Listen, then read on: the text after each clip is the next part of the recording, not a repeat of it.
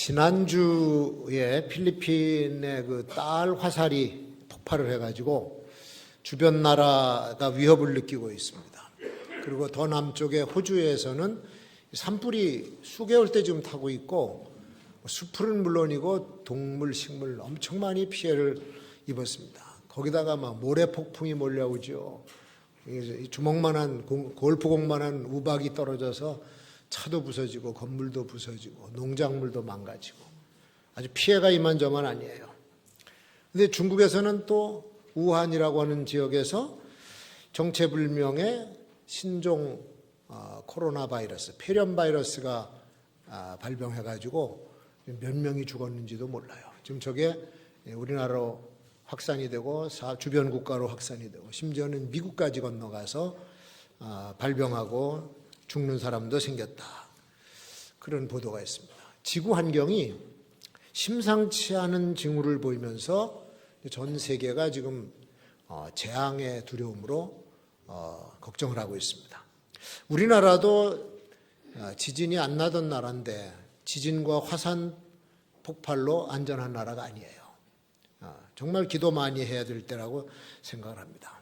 재앙을 당할 때마다 과학자들은 지질학적으로 여러 가지로 분석을 합니다만은 또 심리학자들은 그런 정신공황 상태를 분석하고 발표를 합니다.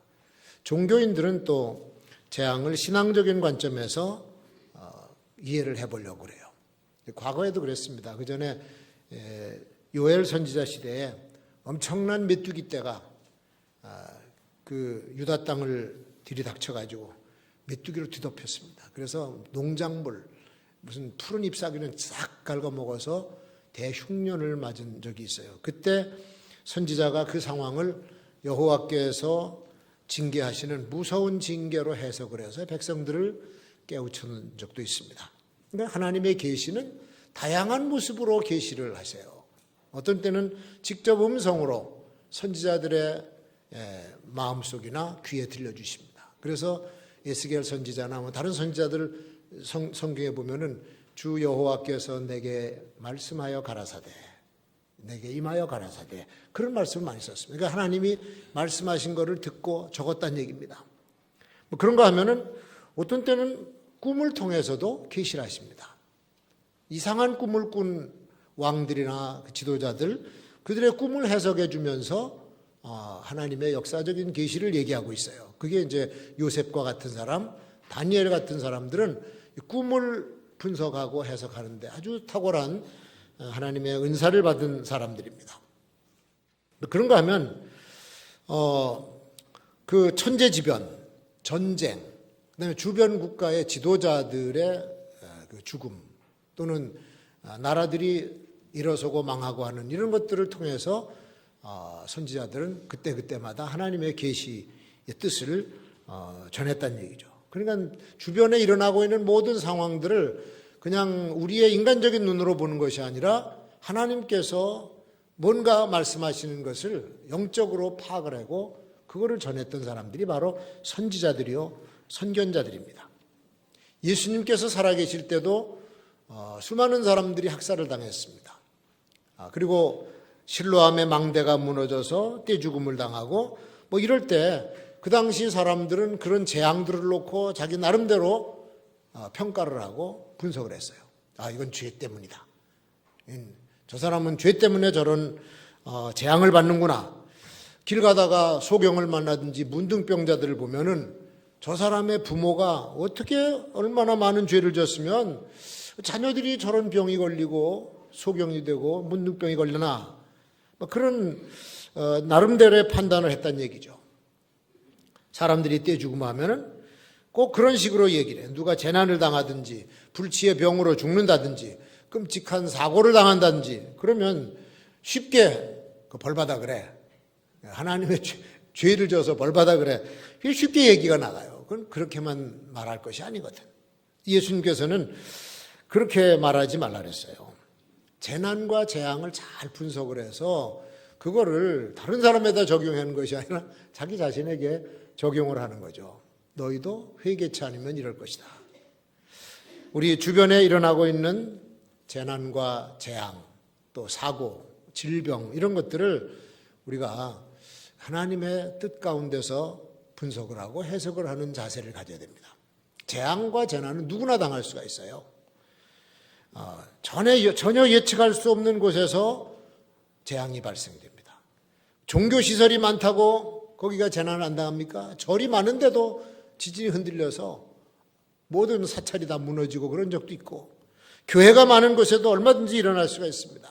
대도시에서도 일어나게 되고, 어떤 때는 사람도 하나 없는 무인도에서도 재앙은 나타나게 돼 있어요.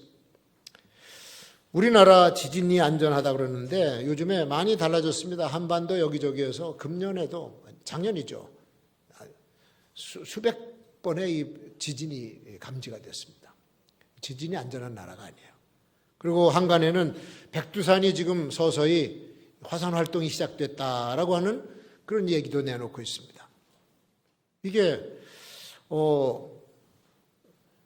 벌써 수백 년 전에 한번 터졌거든요. 그 전에 이제 발해라고 하는 나라가 우리 있었습니다. 지금의 원산, 평양 그 위쪽으로 만주 또 저기까지 전부 이 큰 땅이 전부 발해 땅이었어요. 그러니까 갑자기 흥왕해지면서 눈부시게 발전했습니다. 그래서 사람들이 그 당시에 해동성국이라고 하는 그런 별명을 붙일 정도로 아주 융성한 그런 나라였었는데 어느 날 갑자기 사라져 이게. 왜 발해가 이렇게 순식간에 멸망했느냐?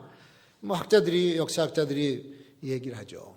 말갈족이 이탈하면서 내부에 분열이 일어나서 망했다. 뭐 그런 얘기가 있습니다만은 근래에 동경대의 도후쿠마 연구소에서 발표를 했어요. 9세기경에 백두산이 2번이나 크게 폭발을 했는데 그 화산 폭발로 인해서 그 일대가 다 화산재로 덮여서 끝났다. 멸망을 당했다. 그렇게 발표를 했는데 듣고 보니까 그게 일리도 있는 것 같아요. 만약에 오늘날 그 백두산 화산이 또다시 폭발한다고 하면 북한은 물론이고 우리 남쪽 일본까지 막대한 피해를 입을 것 같습니다. 그러니까 그런 조짐이 보이고 하니까 요즘에 영화도 만들어내는 거예요. 백두산이라고 하는 영화도 만들고 또 얼마 전에는 해운대 쓰나미 재앙도 그 영화로 만들어서 보여줬는데 이런 것들이 그 시대에 발생할 수 있는 가능성들을 미리 예측을 하고 만들어내는 그런 영화들입니다. 헐리우드 영화라든지 우리나라 영화에서 보던 이런 무시무시한 재앙이 현실로 나타날 가능성이 점점 커지고 있다라고 하는 그런 의미죠. 성경에 약속된 대재앙에 대한 예언, 이것은 지금까지 그대로 이루어지고 있고 지구 환경은 벌써 많이 파괴되어 있습니다. 인간들이 파괴해놨어요. 파괴했기 때문에 이제는 인간들이 파괴된 환경으로부터 이제 보응을 받으면서 아주 그 값을 혹독하게 치를 것 같습니다. 국제기구에서는 과학자들, 지도자들을 모아서 지구 환경을 좀 보호하자라고 하는 회의를 수시로 하고 있습니다. 수시로.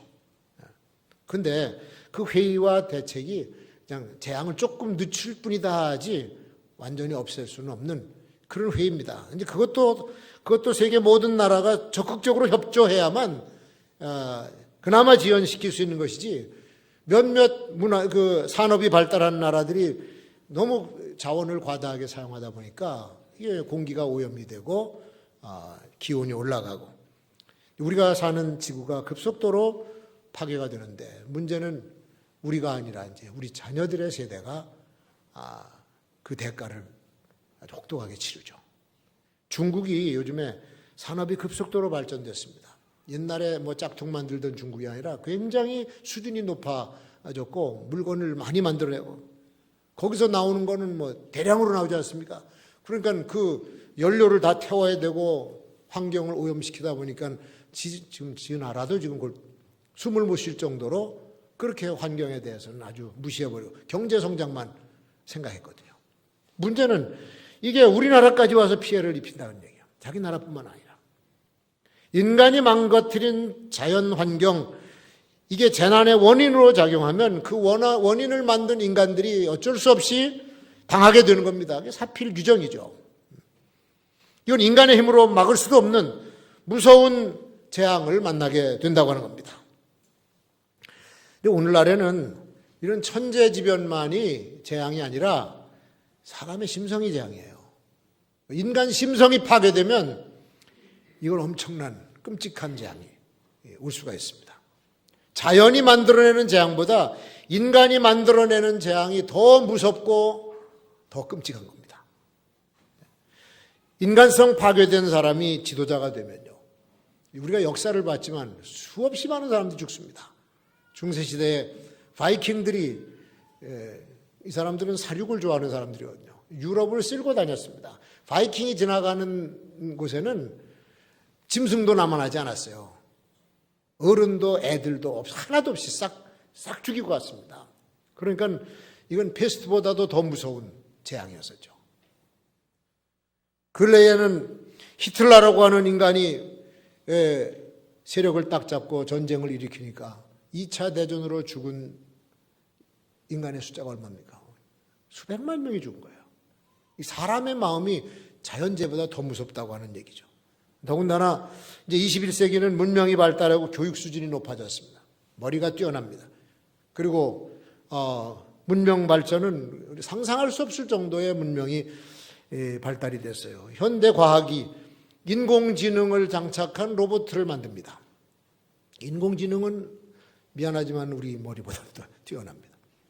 그래서 앞으로는 이제 이 로봇이 모든 일을 해요. 집안에 가사 일도 돕고 산업용 로봇, 그다음에 농사 짓는 로봇, 의료, 각 분야에서 눈부시게 활용을 할 수 있는 게 이 지능을 가진 로봇인데, 이걸 군사용으로 전환만 되면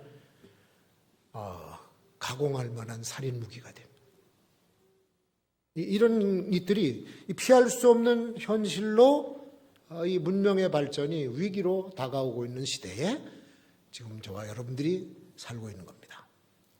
그래서 그런 언제 어떤 형태로 우리에게 다가올 재앙이 따라가는 것을 우리는 항상 인식을 하고 잘 관찰하고 보셔야 돼요. 두 번째는 그 재앙에 대한 해석을 잘해야 돼요. 해석. 언제든지 이 재앙은 종말론적인 것과 예수님의 재림에 연결이 돼 있어요. 영적인 차원에서 이 재앙을 봐야 된다는 얘기입니다. 세상에서 일어나고 있는 모든 현상이 주님의 재림을 향해서 달려가고 있어요. 우리는 성경에 기록된 예언의 말씀을 믿는 사람들입니다. 구약에서부터 신약까지 우리 인류의 종말에 대해서 얘기를 하고 있고, 그 예언이 문자 그대로 하나씩 이루어져 오고 있고요. 예수님이 직접 말씀하신 그 마태복음 24장과 누가복음 21장, 마가복음 13장에 있는 그 종말에 대한 예언이 지금 문자 그대로 성취가 되고 있는 장면이에요. 재앙들이 점점 더 빈번하게 발생할 것이다. 지진과 기근, 전쟁, 난리, 테러, 거짓과 탐욕, 무법이 판을 치는 세상, 주님 예언하신 대로 지금 진행되고 있는 거 아닙니까? 불법이 성행해요. 거짓이 참된 것을 밀어내고 불의한 자들이 득세를 하고 거짓을 정당화시키고 불법이 판을 치는 세상을 만듭니다. 거짓 세상을 만들어가는 거예요. 그러니까 이게 인본주의의 악한 폐단입니다. 인본주의의 폐단이에요. 인본주의는 하나님을 제외시켜버립니다. 하나님을 제외시키고 인간들이 자기 마음대로 하나님 법도를 무시하고 불법을 행하게 되니까 그 사회와 그 나라가 굉장히 고통당하는 거예요. 지금 북한의 김정은이 얼마 전에 심장 쇼크로 쓰러져 가지고 치료를 받는데 죽다 살았어요. 아직도 완전치가 않습니다. 상태가 비관적이라고 그래요. 그러니까 그가 완전히 회복 못하면 북한 권력 내부에서 대혼란이 일어날 것이다 라고 하는 전망입니다. 지금까지 북의 지도층에서는 서로 죽이고 복수하는 일이 끊임없이 계속되어 왔어요. 얼마 전에 기관총으로 그냥 고사포로 죽인 이 장성택 처형당한 것도 세력 다툼에서 밀린 겁니다. 그런데 김정은이가 저러고 있으면 북한 정권은 불안하죠. 언제 한순간에 그냥 몰락 해버릴 수도 있는 그런 조짐이에요. 뭐 그렇게 되면 우리나라가 좋을지 모르겠습니다만 하여튼 지금 그런 상황입니다. 이건 아무도 몰라, 아무도. 그러니까 우리나라도 하루속히 불의를 버리고 거짓을 버리고 의를 행하는 나라가 되어야 될 줄로 믿습니다. 주님의 예언 중에 불법이 성행하다가 등장하는 존재가 있어요. 그걸 적그리스도가 그래요. 적그리스도. 지금 진행되는 역사의 조짐이 불법의 사람, 적그리스도가 출현할 수 있는 조건을 만들어가고 있다 그런 얘기죠. 처음에는 그가 등장할 때 평화의 지도자로 등장합니다. 전 세계에 평화를 가져줄 사람으로 인기몰이를 하는 거예요. 세계적인 인기몰이. 그리고 세력을 딱 잡은다면 곧바로 본색이 드러나요. 불의의 왕으로. 그러니까 사람들이 이상할 정도로 좋아해. 그를. 불의의 사람을 좋아하는데 악령이 사람의 영혼을 혼란스럽게 만들어서 거짓된 것, 불의한 자를 쫓게 만듭니다. 아주 매료된 거죠. 그러면 불의의 사람이 좋아하는 것은 악령이 시키는 일이기 때문에 그 악령의 지배를 받은 사람들이 마귀의 자녀가 되는 거예요. 그러니까 하나님의 자녀들과 마귀의 자녀들이 나타나나니 요한일서에 그렇게 말씀하고 있습니다. 적그리스도가 하는 일은 확실한 일이 있어요. 적그리스도가 하는 일 중에 가장 확실한 건 뭐냐면 하나님을 대적한다는 거예요. 하나님을 대적해. 그리고 하나님께 속한 모든 것은 그게 사람이든 건물이든 물건이든 다 파괴시켜버립니다. 적그리스도가 하는 짓이 그거예요. 그래서 적그리스도가 통치하게 되면 그리스도를 따르는 이 그리스도인들은 그때 무수히 죽임을 당하게 되고 그 제도의 노예가 될 수 있는 그런 상황을 맞이하게 된다 그런 얘기입니다. 자, 이제 그 천재지변보다 재앙보다 더 무서운 것이 이건데 자연재해는 종말의 시작이라고 주님이 말씀하셨어요. 이런 일이 있어야 되는데 그것은 종말의 시작일 뿐이다. 그 뒤에 나타나는 이 불의의 사람이 등장할 때는 그때는 감당할 수 없는 재앙이죠. 그래서 이런 마지막 때를 잘 분별하면서 지혜로운 하나님의 사람이 되어야 되겠는데 성령의 이끌림을 받는 우리가 되어야 될 줄로 믿습니다. 하나님 앞에서 겸비한 자세가 되고 그는 재앙을 내리시기도 하시고 재앙을 거두시기도 하는 분이시고 적그리스도를 심판할 분도 그리스도예요. 그 불의의 사람을 심판해 버릴 분이 우리 주 예수 그리스도이심을 믿습니다. 그리고 영원한 삶과 영원한 죽음을 주관하시는 분은 살아계신 하나님이신 줄로 믿습니다. 그래서 재앙 속에도 그분의 뜻이 여기저기 담겨져 있어요. 재앙을 당하지만 재앙으로 끝나는 것이 아니에요. 하나님의 뜻이 섭리가 그 안에 담겨져 있어요. 1990년 7월 달인데 그때 필리핀에 알프스라고 하는 바기오라고 하는 산지 도시가 있습니다. 아주 휴양 도시고 공기도 맑고 기후도 아주 좋은 그런 도시인데 그때 거기서 7.8도의 지진이 일어났어요. 대학에서 강의 듣던 학생들이 그대로 그 건물 더미에 깔려서 죽고 호텔, 병원 막 파괴가 됐습니다. 수많은 사람들이 죽었죠. 그리고 얼마 있지 않아서 거기 선교사 한 분이 얘기하는데 그 지진으로 인해서 그 다음 주일날 2,000명이 예수 믿겠다고 왔다는 거야. 한 번 지진 났는데 수천 명의 영혼이 하나님 앞으로 돌아와 영생을 얻게 된 줄로 믿습니다. 그리고는 1년도 안 됐어요. 그 다음에 1991년 6월 달에 피나투보라고 하는 화산이 터져버렸어요. 얼마나 크게 터졌는지 이 화산재가 올라간 게 35km가 올라갔대. 그 화산재가 그 주변에 쏟아지면서 쌓였죠. 그리고는 폭우가 쏟아졌습니다. 이게 곤죽이 돼버렸어요. 그러니까 물도 아니야 그냥 곤죽이 돼서 밀려내려면서 한 마을 전체 그 주변을 다 덮어버렸어요. 그래갖고 그 다음에 제가 그 지역을 지나가다 보니까 하얀 석회석 같은데 지붕만 남아있어요. 건물들이. 교회도 이렇게 해서 십자가만 남아있고. 유령도시가 됐습니다. 그리고는 한 3, 4년 지났는데 또 그때 갔을 때 보니까 미군들을 접대하던 술집들, 창녀촌 싹 없었습니다.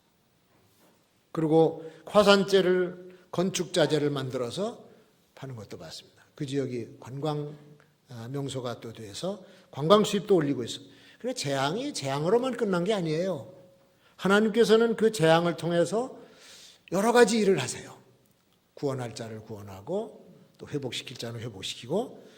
그런데 그렇다면 보세요. 우리가 지금 호주에서 당하고 있는 거예요. 중국에서 당하고 있는 모든 이런 재앙들이 이게 그냥 의미 없는 재앙들이 아니라는 얘기야. 그 안에 하나님의 섭리와 뜻이 담겨져 있는데 지금은 우리가 몰라 이게 무슨 뜻인지를. 그러나 조금 지나면 아, 하나님이 그러셨구나. 이거를 깨닫게 될 줄로 믿습니다. 그분이 재앙을 주관하시는 분이거든요. 그래서 모든 재난과 재앙과 환난 속에는 하나님의 뜻과 섭리가 담겨 있다라고 하는 것을 우리 믿음의 사람들은 믿음의 안목을 가지고 보실 줄 알아야 된다는 얘기죠. 그리고 이제 마지막에 10번째는 재앙의 때에 우리 성도들은 신앙적으로 살아야 돼. 여기 오늘 베드로후서 3장에 보면 그러나 주의 날이 도적같이 오리니 그날에는 하늘이 큰 소리로 떠나가고 체질이 뜨거운, 체질이라고 하는 것은 지구 땅덩어리를 말합니다. 체질이 뜨거운 불에 풀어지고 땅과 그 중에 모든 일이 드러나리로다. 이 모든 것이 이렇게 풀어지리니 너희가 어떠한 사람이 되어야 마땅하뇨. 성도들을 향해서 주시는 메시지입니다. 이런 재앙, 이런 환란이 있을 텐데 너희는 어떤 사람이 되어야 마땅하뇨. 거룩한 행실과 경건함으로. 더 하나님의 사람들은 하나님 앞에 경건하고 거룩한 성결한 삶을 살아야 된다 그런 뜻이죠. 이 사람들이 죄인이기 때문에 화산이 터진 게 아니고 불이 일어난 것이 아니에요. 그 사람들만 죄인이 아닙니다. 모든 사람이 죄를 범하였음에 하나님의 영광에 이르지 못하더니 로마서 3장 23절. 그리고 그 죄의 값은 사망이라 로마서 6장 23절에 그렇게 밝혀주고 있습니다. 그러니까 예수님이 하신 말씀을 잘 이해를 해야 돼요. 빌라도에서 떼죽음을 당한 그 사람들, 망대가 무너서 죽은 사람들, 재앙으로 죽은 그 사람들만 죄가 있어서 죽은 줄 아느냐. 너희도 회개하지 아니하면 이와 같이 망하리라. 그게 주님의 말씀입니다. 죽은 영혼은 하나님의 손에 맡겨졌어요. 그게 재앙으로 죽었든 어떻게 죽었든. 근데 죽지 않고 남아있는 우리들에게는 메시지가 이거예요. 너희도 회개하지 아니하면 이와 같이 망하리라. 불교나 회교는 숙명론입니다. 불교 사람들은 뭔 재앙이 당하면 아이고 전생에 우리가 못된 짓을 많이 해서 이런 걸 당하는 거야. 그리고 그냥 지나가 버려요. 또 회교도 사람들은 인샬라 하나님 알라의 뜻이야. 그러고 지나가 버려. 근데 예수님은 아니야. 예수님은 분명히 회개하고 하나님께로 돌아오라. 그러지 않으면 망한다. 이렇게 말씀합니다. 그러니까 무서운 재앙이 닥친다 할지라도 우리의 영적인 정체성은 잃지 말아야 된다고 하는 겁니다. 육체가 죽어가는 것만 염려할 것이 아니라 불에 타서 죽은 짐승들, 가옥들만 우리가 안타깝게 여길 것이 아니라 더 중요한 건 뭐냐? 그 가운데서 우리 그리스도인들이 가져야 될 겸허한 자세, 하나님 앞에서 내가 어떤 모습으로 살아야 되겠느냐, 이게 더 중요한 거기 때문에 거룩한 행실과 경건함으로 성결하게 살란 얘기죠. 이게 재앙 속에서 하나님의 백성들이 가져야 될 올바른 정체성이야. 나는 회개할 수밖에 없는 죄인이다. 예수님으로 말미암아 하나님의 자녀가 된 나는 하나님의 자녀다라고 하는 정체성.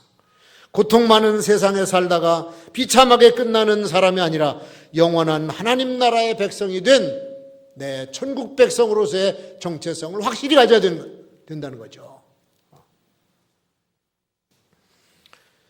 우리는 엄청난 축복을 받고 살고 있습니다만 지금 불행하게도 이 나라는 많은 어려움을 당하고 있고 고통을 당하고 있어요. 뉴스를 보면은 저걸 왜 또 봐야 되나. 맨날 싸움하고 도대체 이게 나라가 어디로 가고 있나. 그것만 쳐다보고 있으면 속 터져요. 그러니까 혈압이 올라갑니다. 보지 마세요. 어제나 오늘이나 내일이나 똑같아. 불의한 자들이 불의를 행하고 있는 건 똑같고 뭐 바꿔봤자 똑같고 다 여러분이 거기 가면 달라질 것 같습니까? 똑같아요. 그러니까 세상은 어차피 멸망을 향해서 갈 수밖에 없어. 그러니까 요새는 그런 생각이 들어요. 아유, 처음에는 좀 속도 상하고 열받기도 하고 그랬습니다만은 어차피 멸망당할 사람들. 주님을 모르고 저렇게 어떤 게 진실이고 어떤 게 거짓인지 모르고 이게 뒤섞여서 싸움판이 벌어지고 있는 이런 상황에서 우리가 꼭 저기에 신경을 써야 되나. 시각을 바꿔서 지금 오고 계시는 예수 그리스도를 향해서 우리의 새 소망을 가져야 될 줄로 믿습니다. 이게 성도들의 바른 자세예요. 세상은 어차피 망할 것이다. 그래서 장망성이에요. 장망성. 장차 망할 세상. 성경에도 그랬어요. 예수님도 말씀하셨고 거기다 뜻을 붙여요. 지금 가지고 있는 것도 잠깐 쓰고 그냥 놔두고 다 가져갈 수도 없는 거고 그냥 놔두고 갈 것뿐이야. 자식이 귀하다고 데려갑니까? 놔두고 갈 뿐이요. 어떻게 될 거는 그건 하나님께서 그대로 알아서 할 것이지 우리가 염려한다고 될 것도 아무것도 아니야. 될 수가 없어요. 그래서 조금 있으면 이제 주님 앞에 서야 될 사람들이 많은데 뭐 여기 우리가 염려한다고 하나도 안 바뀌고 내 마음대로 되는 것도 없고 그냥 흘러가는 겁니다. 그것도 멸망을 향해서 흘러가고 있는 거예요. 재앙은 더 많이 일어난다 그랬습니다. 사람의 심성은 더 악해진다 그랬습니다. 그러면 우리가 소망 가져야 될 것이 뭐야? 여기 있는 말씀 그대로요. 하나님의 날이 임하기를 바라보고 간절히 사모하라. 여기를 사모하는 것이 아니라 주님의 나라를 사모하는 거예요. 그날에 하늘이 불에 타서 풀어지고 체질이 뜨거운 불에 녹아지려니와 우리는 그의 약속대로 의에 거하는 바 새하늘과 새 땅을 바라보도다. 하나님께서 우리를 위해서 예비하신 영원한 그 나라, 거기만이 우리의 소망이에요. 그러니까 소망의 초점을 바꿔야 됩니다. 세상을 향해서 가졌던 것을 하나님 나라로 바꾸고 금년 새해는요. 날은 변하고 설을 2번씩 셌어요. 신정, 구정 다 셌습니다만 바뀌어진 거 하나도 없어요. 그냥 마음만 기분만 좋아졌을 뿐이고 무슨 경자년이 바뀌었어요. 욕처럼 나오는데 좀 참한 년이 됐으면 좋겠어요. 그래서 우리가 새 하늘과 새 땅을 바라보는 소망의 초점을 바꾸는 거 그리고 희망을 가지고 살아가는 성도들 땅만 조금만 흔들고 바닷물만 조금 높게 만들어도 엄청난 피해를 당하는 우리가 해볼 수 없는 이런 것들 그걸 바꾸겠다고 천만에 그러나 주님이 오시는 그날은 확실한 거기 때문에 우리의 소망을 그 나라에 두고 살아가는 소망이 넘치는 성도들이 되시기를 주의 이름으로 축원합니다.